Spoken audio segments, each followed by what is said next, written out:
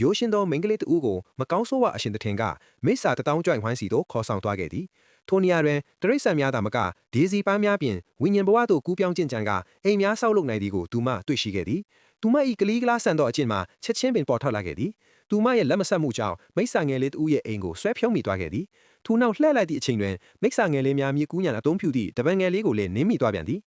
ဒေစီပန်းဝိညာဉ်လေးများမှာအမျက်ထွက်သွားကြပြီးသူမတန်တို့လက်နက်များဖြင့်ပစ်ပေါက်ခဲ့ကြသည်သူမကအမားကိုပြန်ပြင်ရန်ကြိုးစားလေပို၍ဆိုးရွားလာလိဖြစ်ကနောက်ဆုံးတွင်ဒေစီပန်းများမှာဒုတိယပုံတရံသို့ပြောင်းလဲသွားကြတော့သည်မရေမတွက်နိုင်သောဝိညာဉ်လေးများသည်ကြီးမားသောအစိမ်းရောင်ဘောလုံးကြီးတစ်ခုဖြင့်ပေါင်းစည်းသွားကသူမကိုတောင်ပေါ်အနှံ့လိုက်လံတိုက်ခိုက်ကြတော့သည်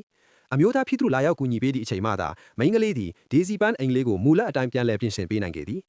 မိစ္ဆာတတောင်းကြွိုင်ဟွမ်းတွင်မိစ္ဆာငယ်လေးများအတွက်ကျောင်းတစ်ကျောင်းလည်းရှိသည်မိန်းကလေးကျောင်းထဲသို့ဝင်သွားသည့်အခါမှန်တတ်သွားခဲ့ရသည်စပွဲပေါ်ရှိဖားတကောင်ကိုထိလိုက်သည်နှင့်၎င်းမှာကြီးမားသောမိစ္ဆာကြီးတဦးဖြင့်ချက်ချင်းပြောင်းလဲသွားခဲ့သည်ဝင်းပိုလွေတကောင်ကကြားတကောင်ကိုဝိုင်းဝန်းတိုက်ခိုက်နေသည်အခြားမိစ္ဆာများကဘေးမှဝိုင်းဝန်းအားပေးနေကြသည်ဝါးပင်များကြားတွင်ပိုးစွန်းကျူးများပြန့်တန်းနေကြသည်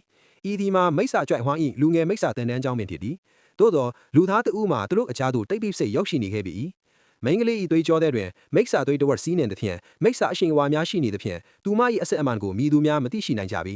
ရှုပ်ထွေးမှုများကိုမြင်လိုက်သောအခါမိန်းကလေးသည်ပါးနှက်သောအကြံတစ်ခုရရှိသွားကမိစ္ဆာအာနမ်ကိုမျက်စိလဲလွှာအောင်လှည့်စားလိုက်သည်သို့သောသူမ၏ပြဿနာများမှာထိုများနှုတ်မပြီးသေးပြီကျောင်းတက်သည့်ပထမဆုံးနေ့မှာတွင်ဆရာဖြစ်သူကိုဆွတ်ပြုတ်ချက်ရန်ကြိုးစားသဖြင့်အတန်းဖော်များထိတ်လန့်သွားခဲ့ကြသည်အမှန်သောသူမသည်ဆရာဖြစ်သူအိပ်ပျော်နေစဉ်သူ့ညနှုတ်ခမ်းမွေးအချို့ကိုသာဖျက်တောက်လိုက်ခြင်းဖြစ်သည်